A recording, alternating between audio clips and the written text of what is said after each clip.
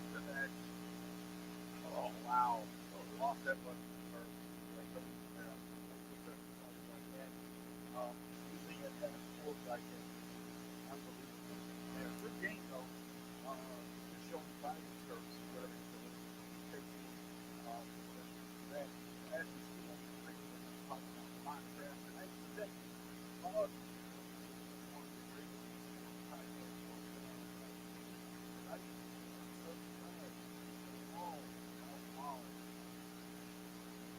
so the channel is increasing to Spotify.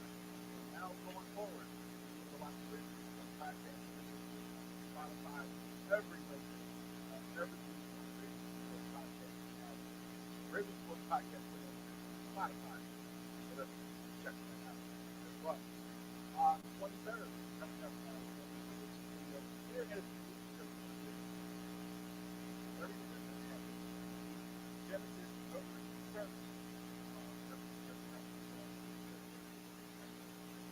Absolutely going to finish.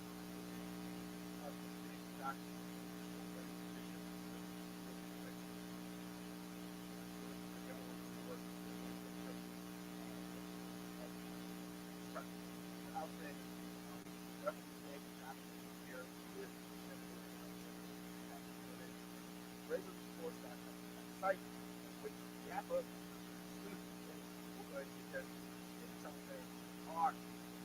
shield what heroes they did about this.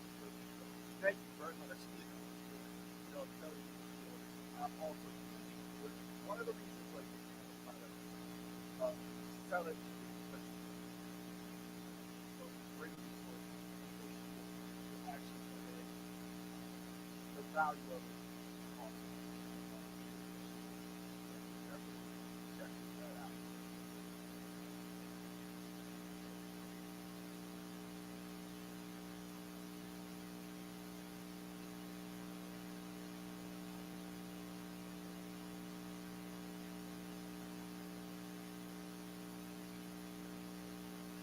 All right, now you can hear me better, I'm sure. Now you can hear me better, but sound is much better.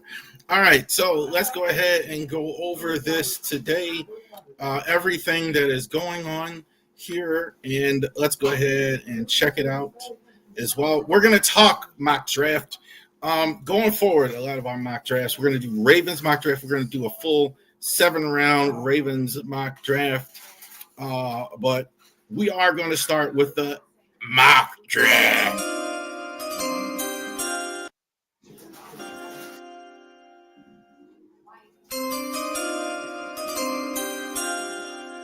There you go. We all know the chime there.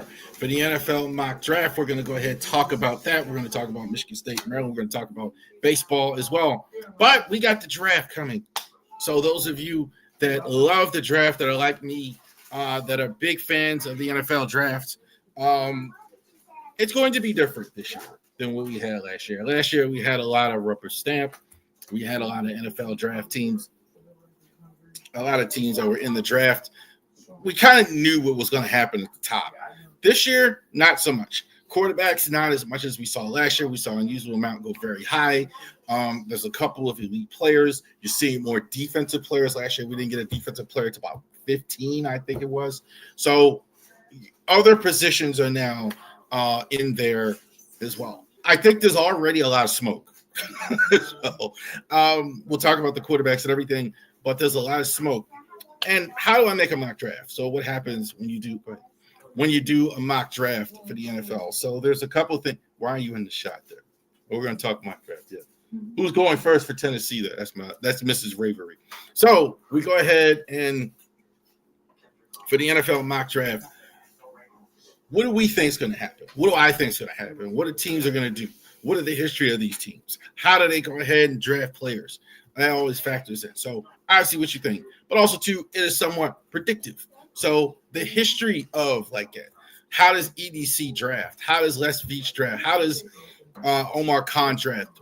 What do they actually do in the draft on an annual basis? Also, to who's available, obviously. What are the needs of the teams? What teams need what exactly in the draft? So those are all things I look at in the mock draft for these teams. So let's go ahead. Number one in the 2025 mock draft, Cam Ward. There's a lot of smoke with Cam Ward. There are really two quarterbacks in this draft. Cam Ward and Deion Sanders' oldest son. I don't know if he's his oldest son or not, because Shiloh's about the same age. But those are the two quarterbacks that are going to go in the first round. The guy that Cam Ward reminds me of, it's fitting that he's going to play in Tennessee, is Steve McNair. I think the athleticism is there. He's going to run. I do think Ward is a good first-round pick. All the measurables are there. He does need a bit more coaching in the sense of I don't think every coordinator would know how to use him. But I think Cam Ward, the upside, I think, is the highest. I think the Titans do take first. They are saying that they're going to go in the draft. They're open for business. I kind of do think that's smoke a little bit. I think if they're blown away with something, they would trade it. The Browns. I keep seeing mock drafts with the Browns not taking a QB. I kind of don't think they have a choice, right? You got to take Shedeur if he's there. I think they kind of some of them would want to take an Abdul Carter or defensive player. It's kind of in Brown's nature to go against that, but I don't think you can pass on Shedeur Sanders. You cannot have another season of having the fans hoping that Deshaun Watson is coming back and all that, et cetera. That's not going to work. Best player in the draft. I think the Giants are dying to take one of the first two. I think if there is a deal, it's going to for sure be with the Giants. I don't think going by this draft, not going to be a deal. Short of a deal, I don't know if they get one. Travis Hunter, I think, is going to be he's a generational talent on both sides of the ball. I think some team is going to try and make him a two-way player. I don't know if that's wise, but he could play at a high level at wide receiver and or cornerback. There's no question about it. He plays at a different speed. So I think, to me, he's the number one player on the board in the entire draft. It doesn't matter if you play him on either side. He'll be successful, I think, on either side. The question is, can his body hold up for both sides of the ball? I'm not sure anybody's can at the NFL level. Abdul Carter for the edge for the Patriots. They definitely need offensive line help. I think that's looking at the needs. I think that's the biggest needs. You cannot pass on Abdul Carter. You cannot pass on that. You have to take him there. So when you look, this guy may be the best player in the entire draft. Fourth in the draft is a great place to take him. They definitely need that offensive line help, but you can't pass on a generational talent. This guy for sure is going to be one of the best defensive players in the league right away. I don't think there's any chance you pass on that. Will Johnson from Michigan. Will Johnson, I think, is tremendous. I mean, the only question here with him is the injury he had last year that caused him missile last year. Watch the film of him going up against Marvin Harrison the previous year, one-on-one in coverage, actually getting an interception and every. Will Johnson, I think, is a shutdown corner. So there's two really good corners early. Travis Hunter and Will Johnson are outstanding corners. More traditional, I think he's going to also get drafted high because easy to coach. You can put him in a slot. You can put him anywhere. Travis Hunter is number 5 there. I'm sorry. Will Johnson is number 5. Terriana McMillan. Michigan. I'm sorry, that's not Michigan. He's Arizona. Sorry about that. So Arizona, number 5 for that. The Raiders, I say it every year. You never know what it's going to do. The Raiders were my dad's favorite team. Al Davis. You never knew what Al Davis was going to do. Maybe take the fastest guy. I don't think there's a real speedster and wide receiver for them. So I think they're going to take McMillan. I don't know who's going to be throwing to him necessarily, but I think this is the best player on the board. Best wide receiver that's not named Travis Hunter, if you don't count Travis Hunter in the draft. I think you never know with the Raiders.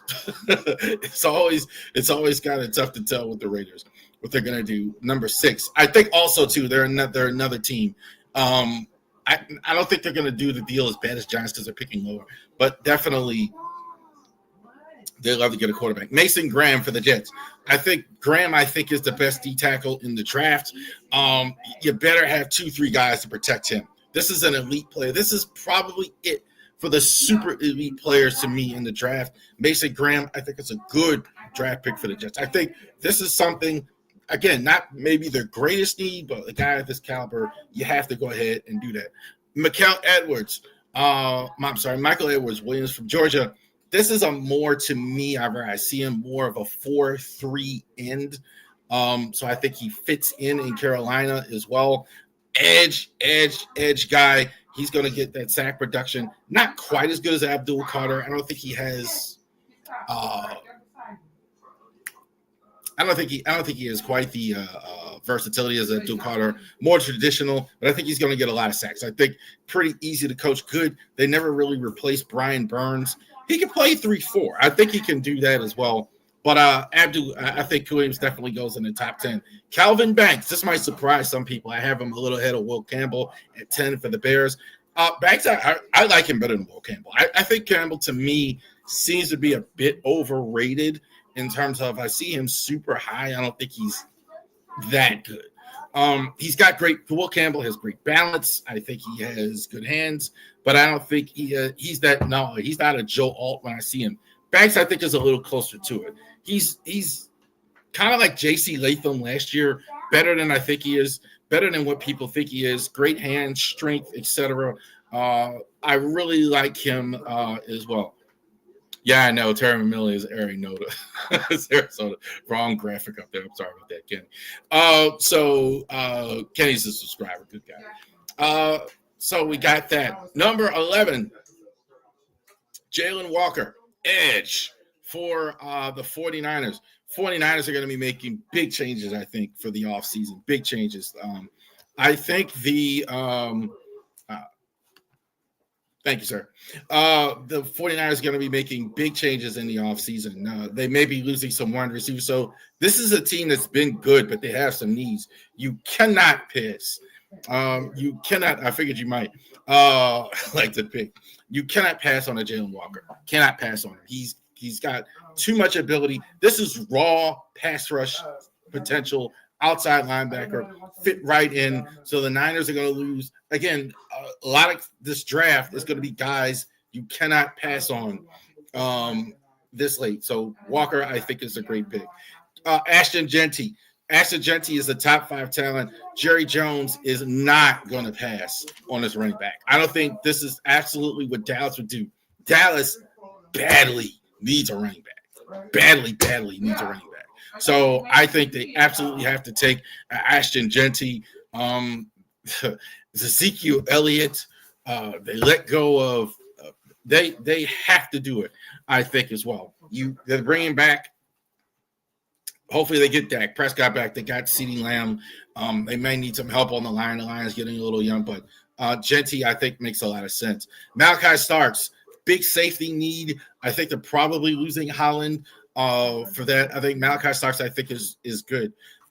Not quite as good last year at Georgia. Not quite as good. Solid pick, but I think not quite as good. A little bit of a concern, but easy to me. I think he's easy the best safety pick in this draft. This is about where you would take a safety like mid-first round.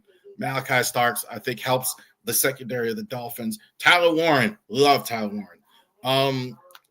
There's 2 really good tight ends in this draft, but Tyler Warren is going over the pick. Starks is great. Losing Holland, yeah, they're definitely, I think, going to lose Holland free agency.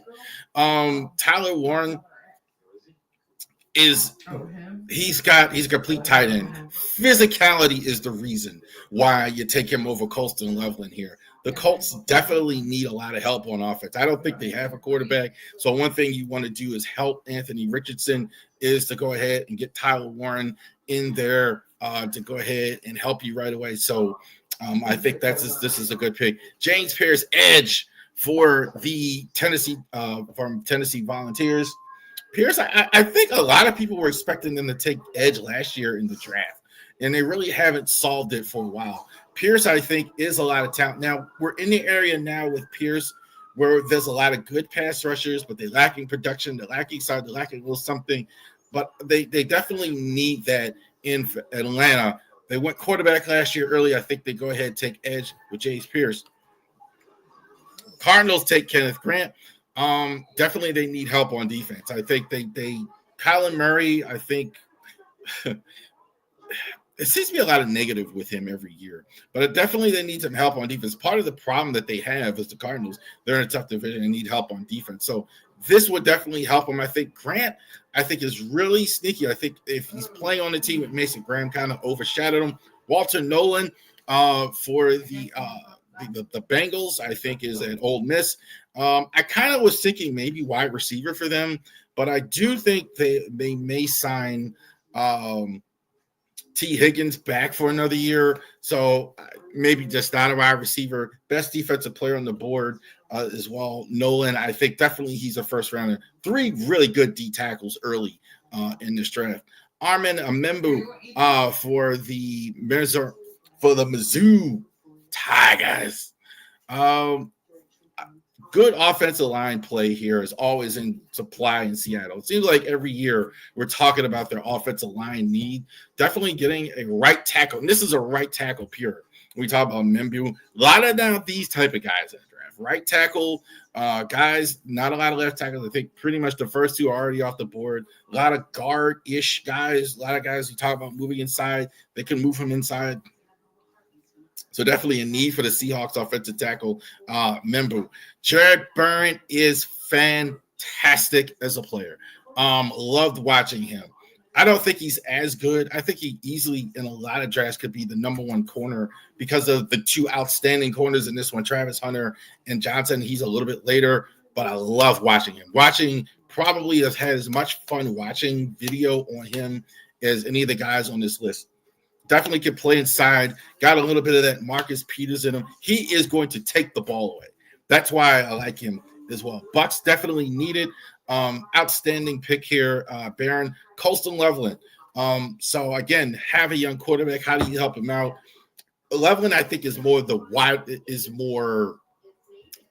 of a Shannon Sharp-ish, more than a Rod Gronkowski. That makes sense. Doesn't have the physicality, so he's going to get a little bit later. More of a pure tight end, not quite as good as over the middle of the field, but down the field might be the best tight end in the draft. As far as going in, you're going more vertical down the field. Colston Loveland, easy first-round pick.